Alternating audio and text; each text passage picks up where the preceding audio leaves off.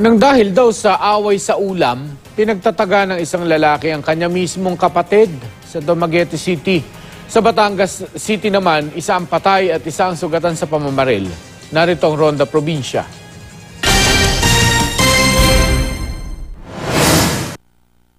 Tadtad ng tama ng bala ang sasakyan ng negosyanteng si Juvenel Garcia matapos pagbabarilin ng hindi pa nakikilalang salarin sa Barangay Banaba, South, Batangas City.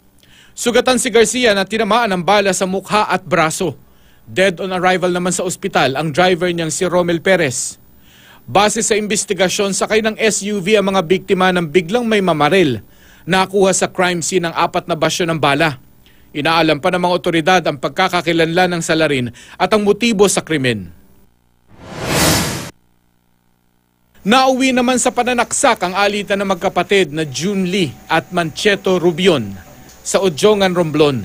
Ayon sa pulisya, nagtamo ng malalim na saksak si June Lee na agad nitong ikinamatay. Sumuko sa pulisya si Mancheto. Kwento ng suspect, nasaksak niya ang kapatid dahil nag-amok at pinagbabato raw nito ang kanilang bahay matapos nilang mag-inuman kasama ang 2 pang kaibigan. Patuloy ang investigasyon sa insidente. Pinagtataga naman ni Roldan Isona ang sarili niya ring kapatid sa Dumaguete City.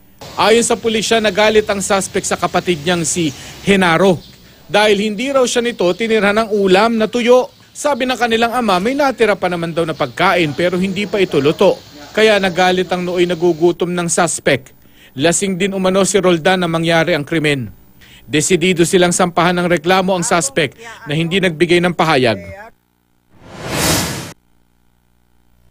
2 lalaking sakay ng motorsiklo ang pinagbabaril sa highway sa Kidapawan City.